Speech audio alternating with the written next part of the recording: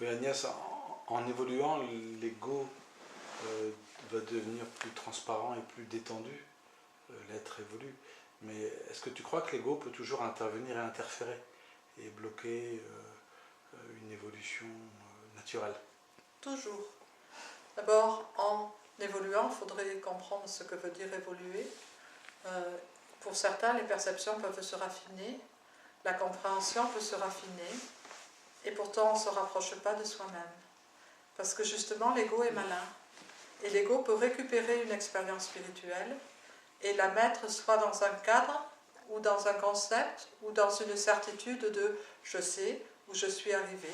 Ça peut être très fin, mais ça vient obstruer cette évidence de chute libre, ou de plénitude infinie, ou de lâcher prise totale, où je ne peux me référer qu'à cette infinie vastitude, cette infinie indéfinissable, innommable, mais pourtant si concret, si je suis complètement fondue avec ce que je ne peux plus appeler comme extérieur à moi, mais qui est la plénitude de tout.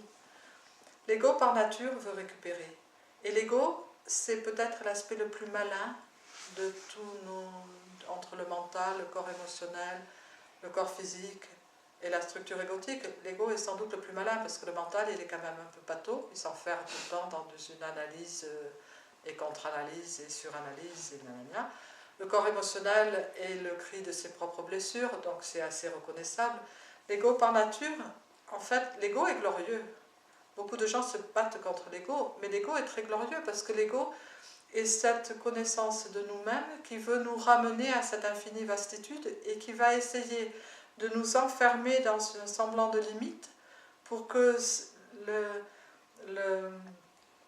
le côté qui n'a pas de sens de cet enfermement dans les limites pour les limiter, du coup le perçoivent et l'autodépassent. Donc en soi, on peut dire que l'ego est glorieux si on sait avoir l'authenticité et la clarté de remarquer les mouvements égotiques. Et le problème, c'est que beaucoup de gens n'ont pas cette clarté. Beaucoup de gens croient qu'ils ont une ouverture, et puis l'ego vient, et très gentiment et très subtilement met l'ouverture dans un cadre. Alors le cadre peut être un concept, ou une croyance d'une certaine supériorité, ou d'un certain spécial, ou même l'ego peut utiliser un charisme, une facilité de relation, une beauté d'expression, etc., pour mettre dans un cadre, ce qui fait que la référence n'est plus à cette absolue vastitude, à cette infinie simplicité de l'être qui ne fait que se regarder à travers l'incarnation, mais la référence est à une spécialité. Enfin, le fait que quand même, moi, je suis quand même un peu spécial. Ça, déjà, c'est la pire de la récupération. Donc, et vu que l'ego est très malin, il va toujours intervenir de façon de plus en plus subtile, de plus en plus subtile. Et ça fait le jeu, pour moi, c'est le jeu ça fait partie du jeu de cette relation de l'être avec lui-même, que rien n'est jamais acquis, et que plus ça va aller, plus notre regard doit être dans cet océan de tendresse de ce que je suis, établi dans la discrimination de cette reconnaissance de l'être et de cette reconnaissance de la noblesse ou de la splendeur, la noblesse, de la droiture de l'être qui ne va faire de compromis avec rien. Et si je n'ai pas cette absolue authenticité et cette absolue simplicité qui n'est jamais acquise, parce que la vie, ça ne peut pas être stagnant. Et rien n'est stagnant dans la vie, sinon ce n'est pas la vie, ce n'est pas l'infini.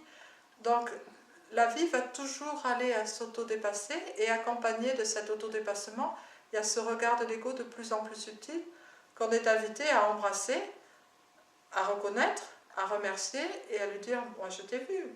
La seule référence, c'est cette chute libre, ce non exprimable, mais qui est tellement concret, cette totalité de ce que je suis, cette infinie liberté où il n'y a plus de cadre. La seule référence, c'est l'infini, c'est quel que soit le mot qu'on puisse dire à l'infini. Donc oui, l'ego peut toujours intervenir, et c'est magnifique. C'est dommage de faire de la relation avec l'ego une lutte. C'est dommage, à mon avis, de prendre l'ego comme un ennemi, parce que ça lui donne du pouvoir. on y gagnerait à tout accepter depuis l'infinie clarté et l'infinie authenticité de quelqu'un qui sait qu'il est le tout, donc il n'a rien à perdre. Parce que qu'est-ce que le tout peut perdre? Un individu qui se croit quelque chose peut peut-être s'accrocher à un statut spécial parce qu'il risque de perdre, ou il risque d'être blessé, ou il risque d'être limité. Mais l'illimité, qu'est-ce qu'il peut perdre? Il sait qu'il est limité par nature. Donc il ne peut qu'embrasser et avoir cette authenticité totale de jouer pleinement le jeu de l'incarnation. Et un jeu, c'est léger. Donc se battre contre l'ego, à mon avis, c'est le faire grandir.